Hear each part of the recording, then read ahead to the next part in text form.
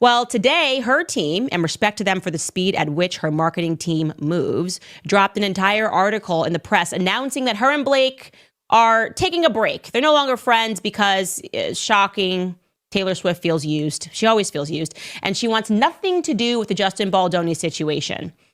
Is she being used, or are people starting to jump into lifeboats because Ryan and Blake's Titanic, the ship that not even God could sink, is sinking? It's going down because God is God, okay? Working with Gina Rodriguez, oh my God. I mean, it's a masterclass in acting. And it was a wonderful gift. Gina is everything you would think of and more. The cast is incredible. Those were real tears. I mean, we really became a family over these 5 years, seeing each other day in and day out and telling such important stories, and you kind of, it's like we were together for longer than we were in high school. Yeah. And it's, as you get older, you don't really think about it that way, but you think about how big high school was. First and foremost, with my non-legal expertise, as I have said from the very beginning, smartest possible move for Justin Baldoni's team to make. I've said depose her. I wasn't sure they were going to do it because Brian Friedman was asked about it by Harvey Levin on TMZ, and he said, well, we don't know. We'll see which way this case goes. And I'm going, what do you mean you don't know? That would be like the very first thing I would do. I would depose Taylor Swift against Blake Lively because first and foremost, no matter how you feel about Taylor Swift, you have to recognize and respect the fact. Well, arguably, for the first time at the premiere, you find out that Blake Lively tells people that all of a sudden he wrote a scene in the movie. I mean, shocking everybody, shocking Sony, shocking the production staff. It's the first time they're hearing it. And, Justin handles that really, really well. They are clearly lying to the public and trying to signal to Justin Baldoni's team, like, look, we have nothing to do with this. We're not friends with her anymore. We don't even like her. We don't even know her. We can't believe she said this. They were running articles. She feels used. She feels abused. They claimed to TMZ in one article that she only met Justin once and it was briefly. And essentially she was startled because the meeting was supposed to be over at Blake's apartment. And honestly, directing myself, a lot of that had to do with, the brilliance of Blake Lively and being able to act with this powerhouse and react in real time. And she was so generous as an actress. And there were so many times where she would whisper something to me and it would really change the way that I thought about something. I would say all of it did not generate with this PR team. I mean, since I've been involved in this case, I've gotten 50 either texts or emails or, things to my firm's website, more than 50 actually, about this was my experience with Blake Lively. We weren't allowed to talk to her on the set. Blake Lively and Justin Baldoni, despite this contentious fight, have agreed on the fact that Taylor Swift was involved in this film, okay? They just have agreed on that without knowing that this fight was coming, when everything was all good in the hood and Blake Lively was using her name. So I'm going to jog your memory just so you understand how many points she's involved in, how many times she could be subject to having to answer questions about maybe giving text messages pertaining to, first and foremost. What if the biggest twist in Hollywood right now isn't unfolding in the script of an upcoming movie, but rather behind closed doors, in the messy interplay of power and reputation? For months, the production of It Ends With Us was supposed to be a triumph, a much-hyped adaptation featuring beloved stars and an intriguing storyline. Instead, it spiraled into a whirlwind of rumors about manipulative PR tactics, heated on-set arguments, and lawsuits so explosive they could overshadow the film itself. At the core of this saga are big names we all know. Blake Lively, who built her career on a polished public image and a flair for sharp-witted humor. Justin Baldoni, an actor-director determined to stake his claim in Hollywood's directorial arena. And Ryan Reynolds, whose involvement was supposed to be peripheral, until fresh allegations placed him squarely at the center of the drama. Then there's Candace Owens, who turned the entire debacle upside down by suggesting that the real villain was never Lively or Baldoni at all. While the film's official storyline focuses on love, heartbreak, and redemption, the real-life drama behind the cameras has taken on a life of its own. production assistants whispered about fierce arguments in trailers. Anonymous sources emerged with claims about sabotage, lawsuits, and hush-hush evidence that might reveal the truth. And at the heart of it all is the question: is this a cautionary tale about a project gone off the rails, or a deliberate PR move designed to make the film a scorching hot topic? Over the next few minutes, we'll plunge into every rumor, every lawsuit, and every piece of leaked footage that's come to define this saga. We'll unpack how a single on-set visit might have detonated a chain reaction that left everyone scrambling to control the damage. We'll look at the involvement of Taylor Swift, the alleged backroom deals, the shocking claims of hidden agendas, and the possibility that no one is as innocent as they appear. Buckle up. This story is about to prove that in Hollywood, the biggest twist may come when the cameras stop rolling. Before the lawsuits, anonymous tips, and dramatic text messages, there were smaller signs that things were amiss. Initially, It Ends With Us was pitched as a romance drama with high emotional stakes, a passion project for all involved. Fans of the original source material buzzed on social media, while press outlets clamored for interviews. Justin Baldoni's directorial style, praised for its sensitivity in past projects, seemed perfect for the film's delicate themes. Blake Lively's addition to the cast only fanned the flames of hype. Yet almost from day one, rumors trickled out of the set. Some claimed the cast was divided into cliques, some siding with Lively, others with Baldoni. There were murmurs about last-minute script changes that left key crew members working through the night. People who had visited the set described an odd tension in the air, a feeling that everyone was walking on eggshells. The biggest question: why? A few paparazzi shots captured a visibly frustrated Blake Lively, flipping through pages of the script, brow furrowed. Blogs spun these into sensational headlines, yet no one had proof of what exactly she was so upset about. Others pointed out that Justin Baldoni suddenly started skipping post-shoot gatherings, fueling speculation that there was a serious rift between him and at least one other major player. But was it just the usual rumors that swirl around big productions, or something more? Then came the earliest whispers of a visit from someone not officially tied to the film, Ryan Reynolds. At first, it sounded innocent. He was simply on hand to support his wife. But insiders insisted the tension ramped up dramatically once he stepped onto the set. No one knew precisely what happened behind those locked trailer doors, but rumor had it the entire production changed course after that day. The question wasn't just why he got involved. It was what did he see that drove him to allegedly take matters into his own hands. One production assistant called it the day everything changed, and they weren't wrong. As soon as word leaked that Ryan Reynolds was snooping around dailies, the raw footage shot each day, and dissecting scripts, social media lit up. Why was he there, and what was he looking for? Reports described Reynolds as deeply unsettled by something he found, though no one could pinpoint whether it was a steamy scene, an out-of-character improvisation, or perhaps a storyline that clashed with his personal or professional values. Eyewitness accounts varied, but most agreed that Reynolds confronted at least one producer to demand changes. Some claimed Justin Baldoni was present during this confrontation. Others said Reynolds later sought him out in a private meeting. Either way, an argument allegedly broke out, loud enough for a few production assistants to overhear, but behind closed doors, so no one knew the exact details. One rumor suggested Reynolds disliked certain scenes he felt might harm Lively's image. Another hinted that the tension was about creative control, especially since Lively was said to be rewriting sections of the script.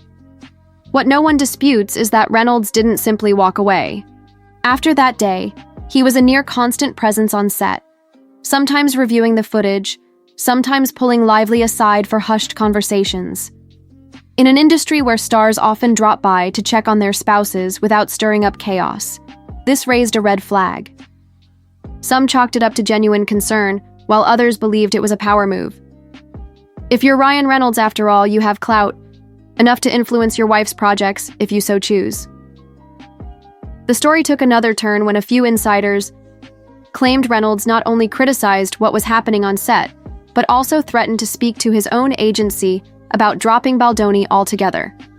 These explosive suggestions seemed almost too dramatic to be true, yet they circulated widely, fueled by the hush-hush statements of people claiming to have direct knowledge. While none of this was publicly confirmed, the tension became so palpable that the project's entire atmosphere shifted.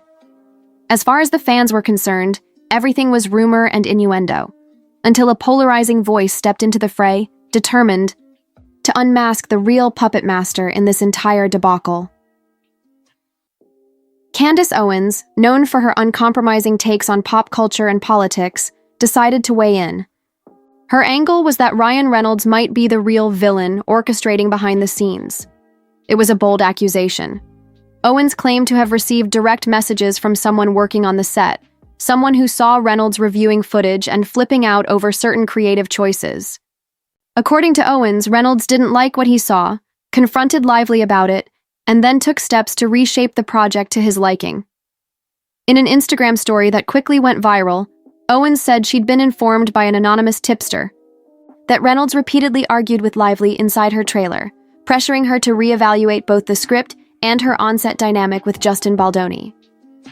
The tipster even suggested Reynolds tried to get Lively to push Baldoni out, or at least sideline him creatively. The public reaction to Owens' statements was immediate. Some thought it was an attempt to stir controversy and attract views. Others believed she'd uncovered a hidden layer of Hollywood politics. Fans, many of whom see Reynolds as affable and supportive, were taken aback by the idea that he might be strong-arming people behind closed doors. The timing also raised eyebrows. By the point Owens spoke up, Lively had already filed a formal legal complaint, though the details were still under wraps.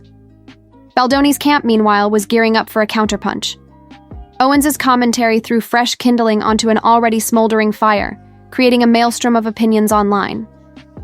People who once saw Lively as a possible victim of on-set misconduct began to question whether she was, in fact, a pawn in a larger game orchestrated by Reynolds.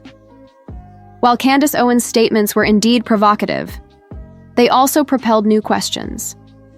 Was Ryan Reynolds simply being protective of his wife, or was he using his Hollywood influence to alter the entire production? And if it was the latter, how did that tie into the lawsuits now beginning to shape the narrative?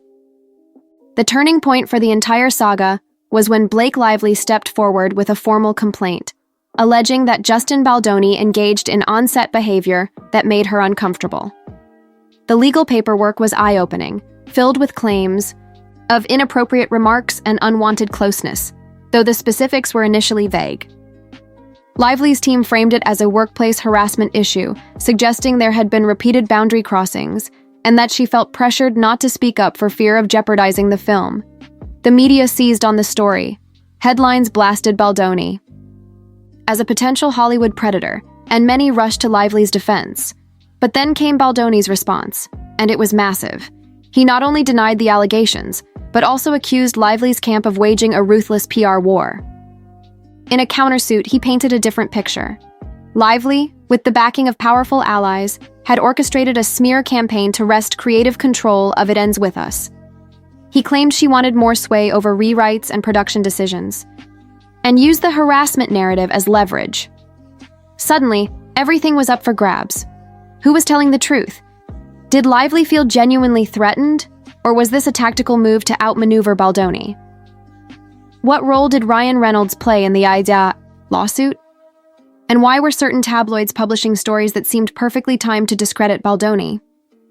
Some suspected a well-oiled PR machine at work, with key publications being fed strategically framed leaks. This clash of legal filings set the stage for a high-stakes court battle, one that threatened to overshadow the movie entirely. Both sides braced for a discovery phase that would theoretically reveal text messages, emails, and any on-set footage that might confirm or contradict the swirling accusations. Little did they know that a crucial piece of evidence was about to surface, courtesy of a clandestinely shared clip that would leave fans and media outlets in a frenzy. Out of nowhere, raw behind-the-scenes footage found its way onto the internet, supposedly filmed during rehearsals or downtime on the It Ends With Us set. The focal point?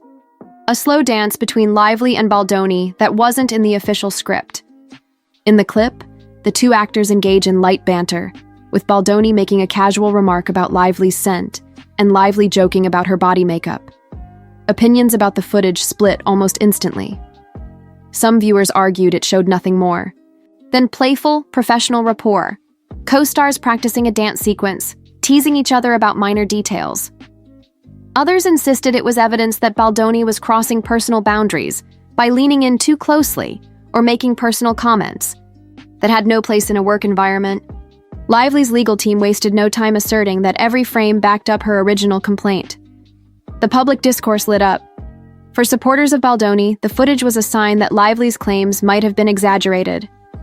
For Lively's defenders, it was a smoking gun revealing the exact kind of interaction she had described in her complaint, one she found intrusive and uncomfortable. Unverified lip-reading efforts, animated GIFs, and slowed-down replays all made the rounds on social media, as though this snippet of cell phone video could end the debate once and for all.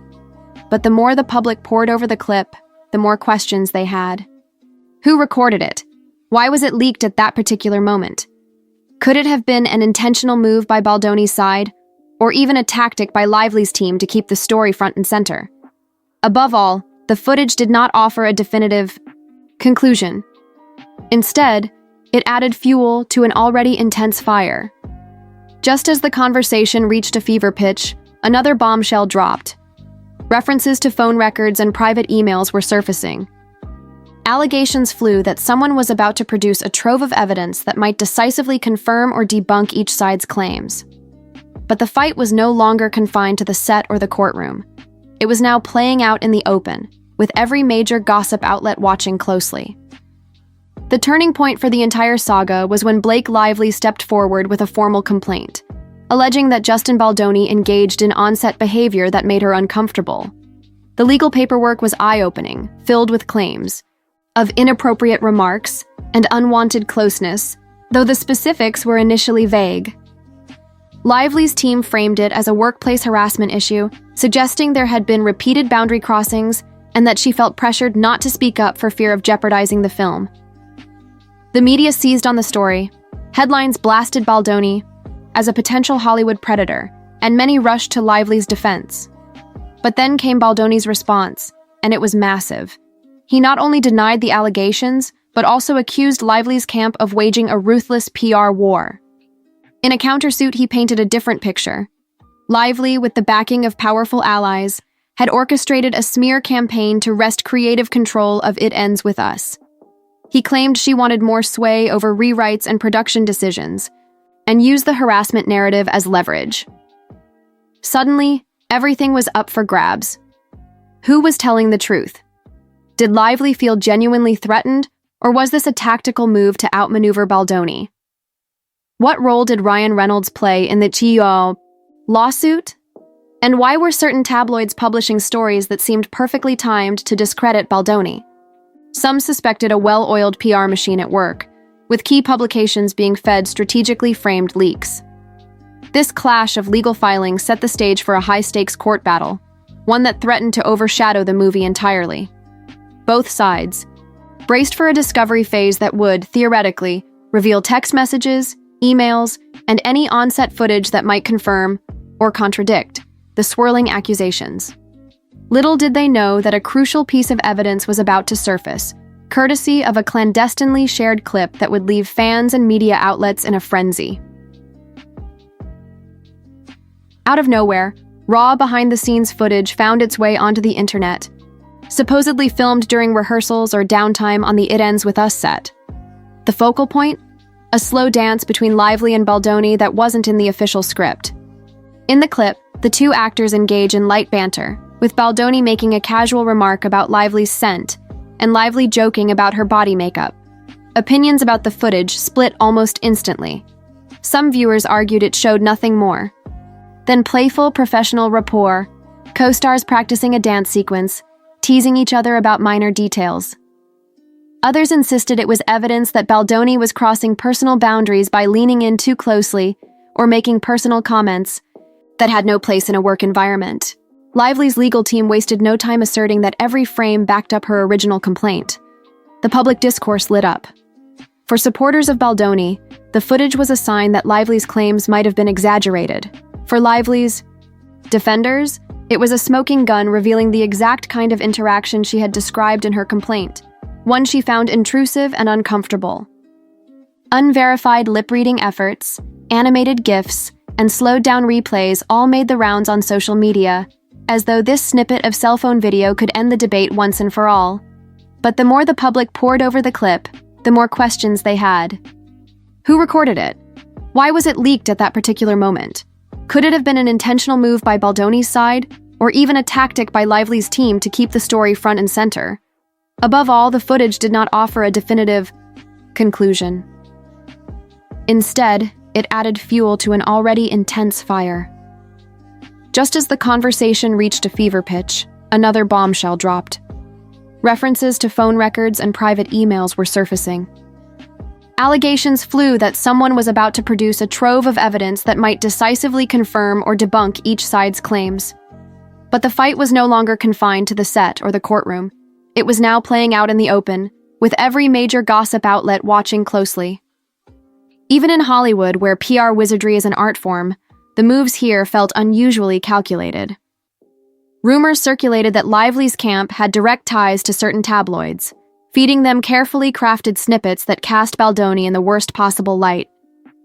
Meanwhile, Baldoni's representation fired back with claims that Lively's team manipulated HR documents, ensuring the most damning accusations made their way to high-traffic gossip sites. Particularly troubling were allegations that Lively's group wanted a broad subpoena for all phone logs and text messages from key crew members, claiming it was necessary to investigate on-set misconduct. Baldoni's side countered that this was a transparent attempt to fish for anything that could smear him in the court of public opinion. They insisted that private phone records had no relevance unless they specifically contained evidence of wrongdoing. The tension escalated when Baldoni, apparently fed up, launched a website, thelawuinfo.com, to present what he called the real story. This site reportedly housed screenshots of his text conversations with Lively and even with Ryan Reynolds, along with date-stamped emails showing script revisions. Baldoni claimed these messages demonstrated a collaborative, if sometimes tense creative process, not the toxic environment Lively had described. Critics saw it as a last-ditch PR stunt, an attempt to overshadow the allegations of misconduct by burying them under mountains of documentation.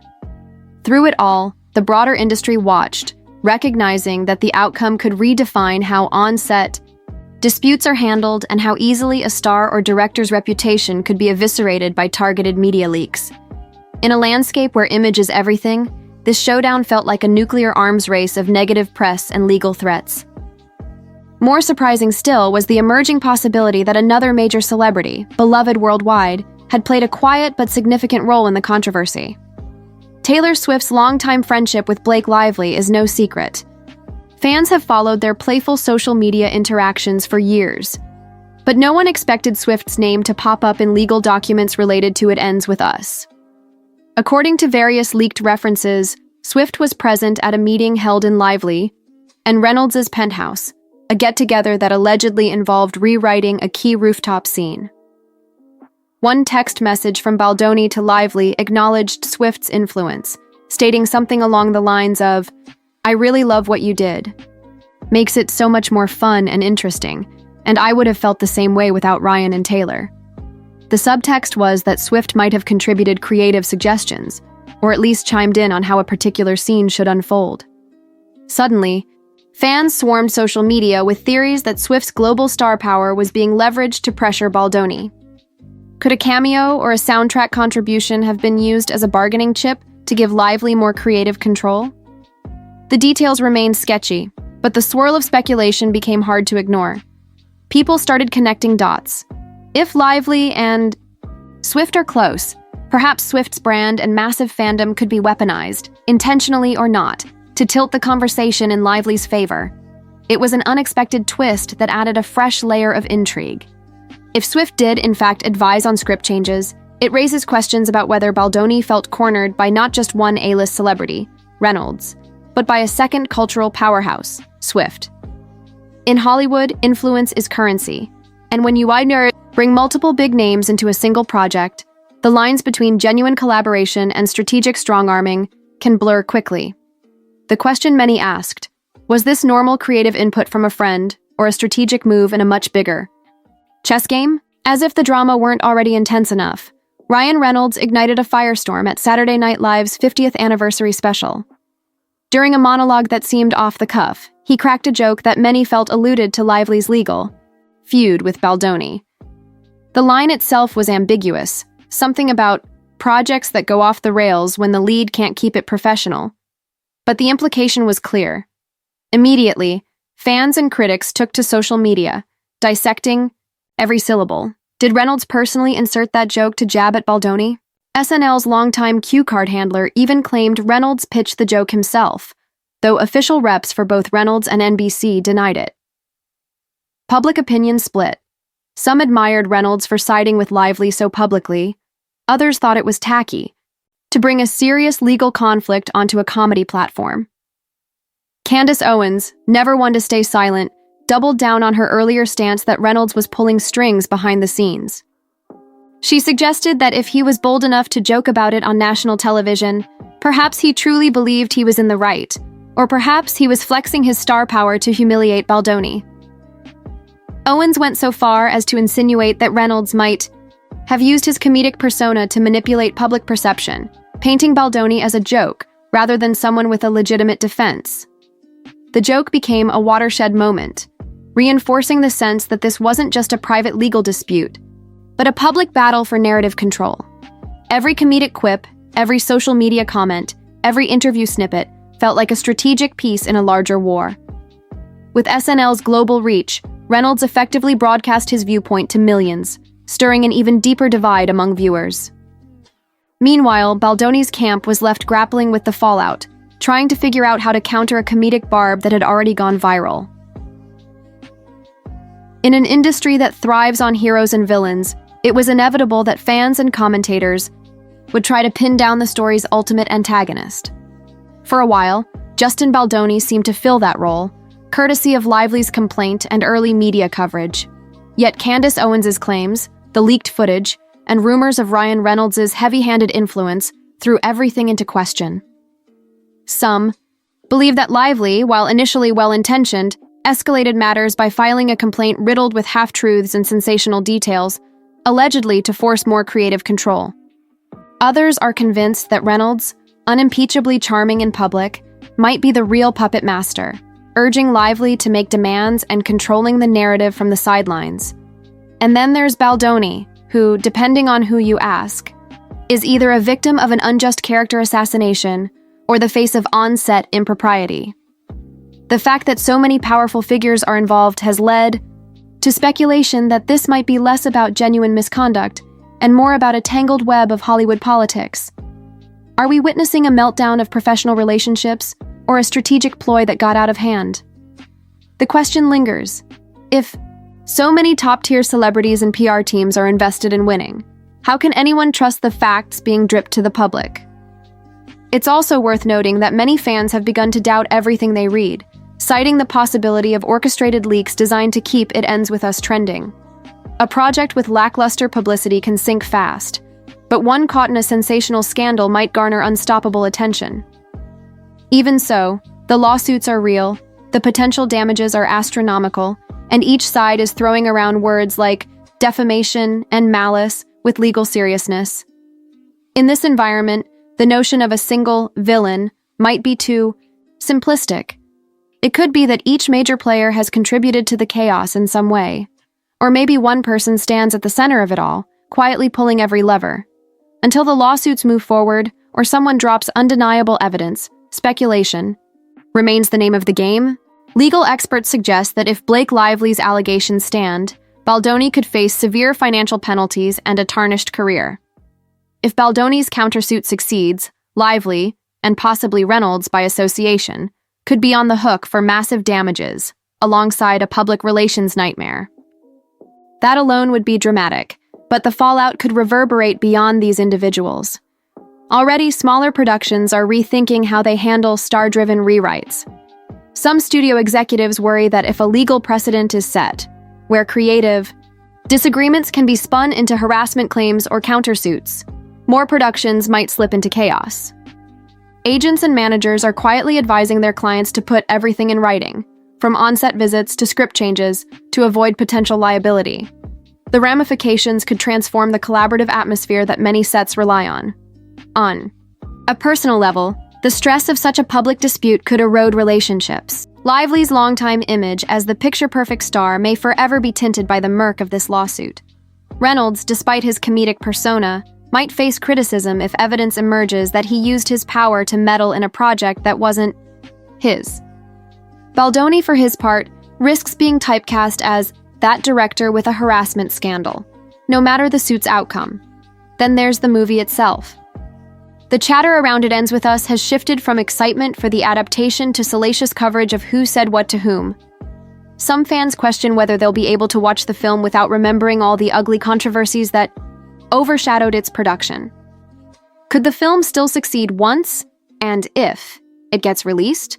Or will the drama prove too toxic for audiences to stomach? In the end, the It Ends With Us saga is a classic Hollywood cautionary tale about how quickly a promising project can derail when massive egos, potent star power, and unrelenting media scrutiny collide. We've seen accusations traded back and forth, a swirl of leaked footage, the involvement of another superstar in Taylor Swift, and a comedic jab on SNL that may or may not have been a direct hit. At the center of it all are questions about truth, spin, and what happens when one narrative threatens to swallow the other.